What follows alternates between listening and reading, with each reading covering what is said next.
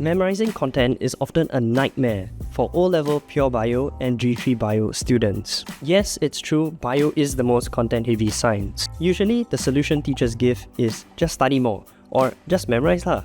But I'm gonna show you an extremely efficient method to memorize that will also cut down your study time by 90% and make it much easier to recall the content during high-stress situations like exams. Hi, I'm Mr. Keefe, founder of ThatBioTutor, Singapore's only specialist tuition center for O-level pure biology, also known as G3 biology. Other than scoring A's for bio myself when I was a student, our center has helped hundreds of students over the past several years make huge improvements in bio.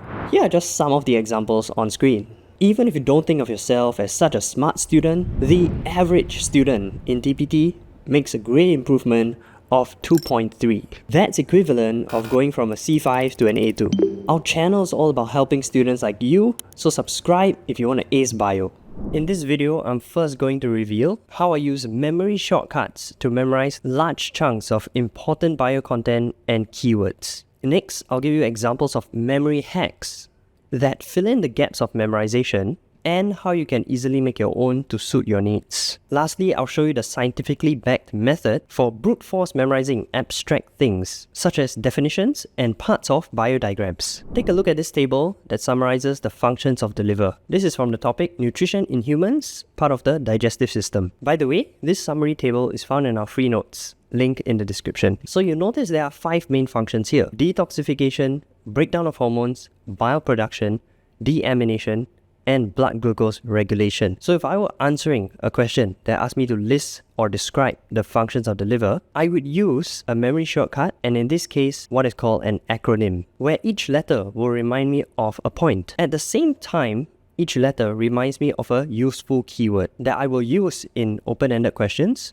to gain marking points. So for detoxification, I could choose letter D or T for toxin. For breakdown of hormones, I'll use H. For bile production, I'll use B. For deamination of amino acids, I could use D or A. And for blood glucose regulation, I will use G. Now notice something.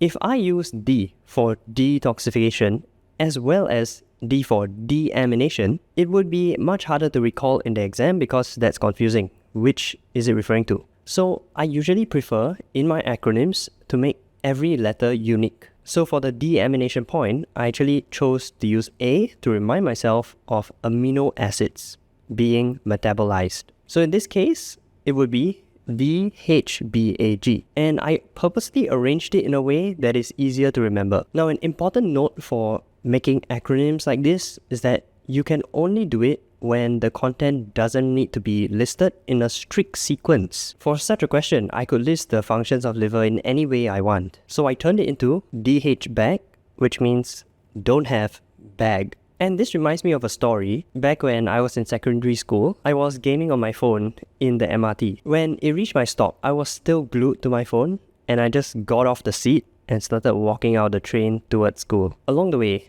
I realized I felt lighter than usual, like something was wrong. Then I realized I left my bag on the seat of the MRT. So whenever I think of don't have bag, I will recall the functions of the liver: detoxification, hormone breakdown, bile production, deamination of amino acids, and glucose regulation. So that's how you use acronyms to memorize large chunks of content. For our next example, we cannot use an acronym because this content must be recalled in a specific sequence. For example, the transpiration process. Take a look at the content on the screen. Now, that's a lot to memorize. This transpiration explanation is actually a common struggle for many bio students, probably you too. You often would miss out keywords or forget some of the steps when you're answering OEQs. So let's break it down. Here are the 5 elements of the process. Step 1, a thin film of moisture is formed. I could use F for film or M for moisture. Step 2, it evaporates into water vapor. I could use E for evaporate or V for water vapor. Step 3, it diffuses out the stomata, and since diffusion is the key idea, I will use D. Step 4, water moves out by osmosis from the xylem at the leaf to replace water lost at the mesophile cells. So there are a lot of keywords, but the main idea is replacement of the water loss. So I'll use R for replace. Step 5, a whole column of water is pulled from the roots to the leaves. I could use W for whole or C for column. In the end, the letters I chose were F, V, D, R, W. Again, I like that they're all unique and not repeated. Now, here's the problem. I cannot rearrange these letters like I did earlier because this process must happen in this exact order. And F, V, D, R, W is not something easy to remember. You can't even pronounce it. That's where we'll use a mnemonic instead. Each letter becomes a word to form a memorable phrase. So I came up with fake vampire drinks red water. Imagine you're in a bio lab. You've probably seen this before. The teacher will put food coloring into the water and place a celery stalk inside. After some time, the leaves will turn red because the dye was pulled up the xylem. Now imagine a kid dressed as a vampire. He's not a real vampire, he's just wearing a costume, so he's a fake vampire. And he goes and drinks that red water from the beaker. That's how I picture fake vampire drinks red water. And it reminds me of transpiration process. In the exam, I would decode it like this. Fake is F, so F is thin film of moisture. Vampire is V, which reminds me of water vapor. Drinks is D, which reminds me of diffuses out of the stomata. Red is R, which reminds me of replaces water loss. And water W reminds me of whole column of water pulled up from roots to leaves. And that's how you use a mnemonic when the content must be recalled in a strict order. At this point, you're probably wondering, wow, these are useful, but it's going to be a nightmare to come up with all these memory shortcuts on my own. And good news, I have a fantastic solution for you. So stay tuned for that later in the video. So now you understand acronyms and mnemonics. You might be thinking these are great for memorizing large chunks of content. But how do I use this for small decisions when recalling content? For example, when looking near or far under the topic of the eye, also known as accommodation reflex or focusing reflex, how do I remember whether ciliary muscles are contracting or relaxing when I look near? Now yes, you can create memory shortcuts for this, but we don't want to have too many memory shortcuts in our syllabus. That can actually make things more confusing. So here's a second type of tool which I call memory hacks. When I was younger, adults will always nag at me, stop looking near or stop looking at your phone because you're straining your eyes. Then they'll tell me you should look far where you will relax your eyes. Now you've probably heard that before, and we can actually use that as a memory hack. See, in the syllabus, it's actually true that when you look near, ciliary muscles of your eye will contract. And what does straining mean? Straining means to contract, right?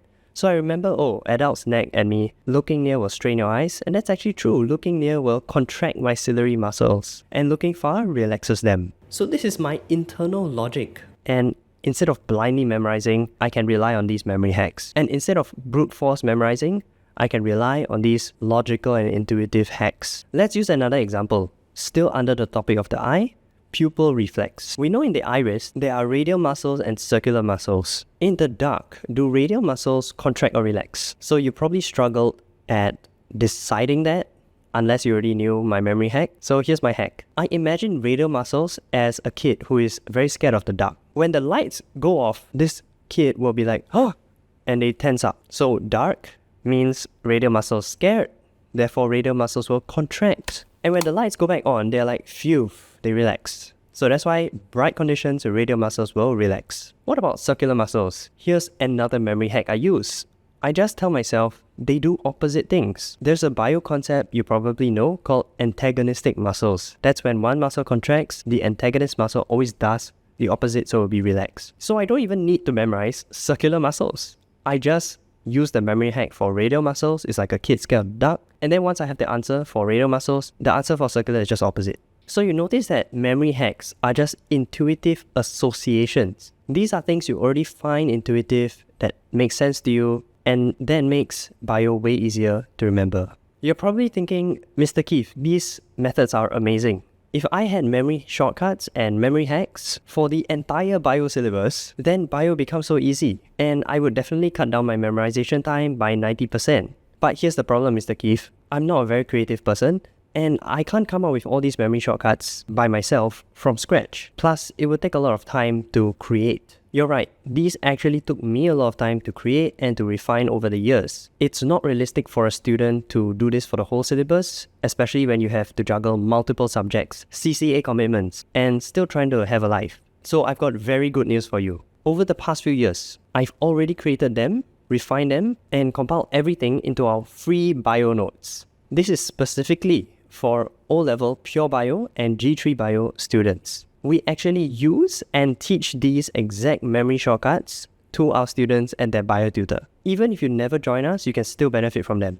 Get all these memory shortcuts for free at thatbiotutor.com/notes, link in the description. But download it after this video because there's one more really important memorization technique that memory shortcuts still cannot solve. Before we continue, if you like this content, you might want to consider becoming a student at our tuition center, ThatBioTutor. As of right now, we're Singapore's only O-level G3/Pure Biology specialist. We don't teach any other subjects or syllabus, not even combined bio. That's how we're able to make such high quality, detailed resources for our students, such as ex-MOE teacher reviewed concise notes, so you don't waste time studying what's not tested in O's. Model answers with all the keywords for the commonly asked questions of every topic, so you can copy-paste the exact phrasing to score full marks. Need a reteaching of certain topics? We've recorded explanations of every topic called our crash course clips. Find bio a chore to memorize? We've made flashcards for you on your phone, making studying feel like a game. Our students also get to ask questions to their tutor on WhatsApp throughout the week, so your doubts can be cleared ASAP.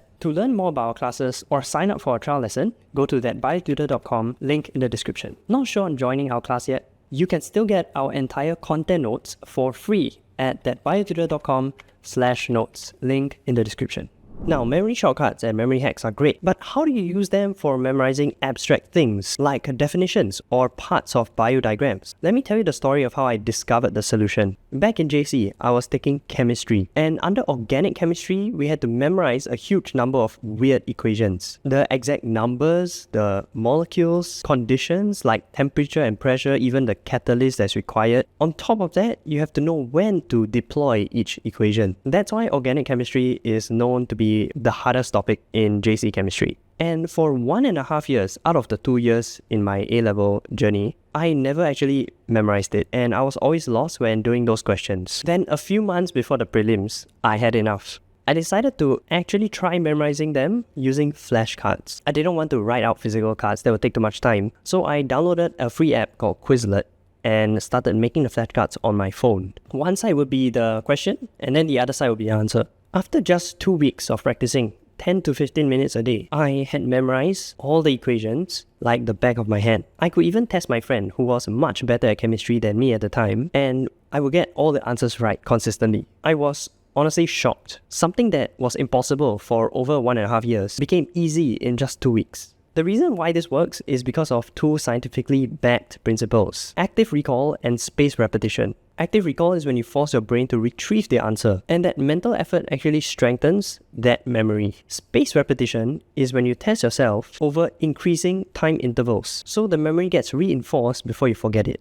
Flashcards naturally combine both elements. Every time you try to recall the answer before checking, you're doing active recall. And when you revisit the flashcards over time, you're doing spaced repetition. This is why I call flashcards the brute force memorization method. Even if something doesn't make sense to you, even if it's abstract equations, definitions, or parts of biodiagrams, flashcards will successfully drill them into your head. Now for definitions, I actually recommend that the first step is trying to make sense of it. If you can intuitively understand what it's saying, it becomes so much easier to memorize. Then step 2 is use the flashcards to lock in those definitions. This is exactly what we recommend for our students at TBT. We have compiled the definitions for every topic into flashcard sets so that our students can use this to memorize them even when they're on the go. Flashcards are also fantastic for memorizing bio diagrams. You can see some examples on the screen of how we've done this for our students. Now, what if you're not our student and you don't have these flashcards ready-made for you? You can still do this yourself, and I'll give you a faster method. Using our free notes, just use your hand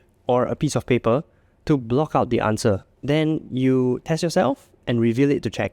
This essentially acts like a primitive flashcard. Of course, it's not as nice or convenient, but it still works. You can do the same for the bio diagrams. Just block out the labels and then slowly reveal it as you are testing yourself. PS, for our TBT students watching this video, I actually made an extra resource for you called the spaced repetition template. It's an automatic spreadsheet where you just fill in the topics and it will generate for you when you need to next revise that flashcard all the way to O levels. It even has a weekly summary at the bottom, so you just need to look at that and follow to know what flashcards to practice that week. There you have it. Those are my most powerful and efficient methods to memorizing bio and cutting down that memorizing time by 90%. But even if you can memorize content perfectly, it doesn't guarantee you full marks. That's because exam setters are catching on. They know students can memorize and copy-paste answers. So they are increasing the number of application questions. I'm sure you have felt this. That's why application skills become crucial. You need to know how to use the content you memorize in the right way.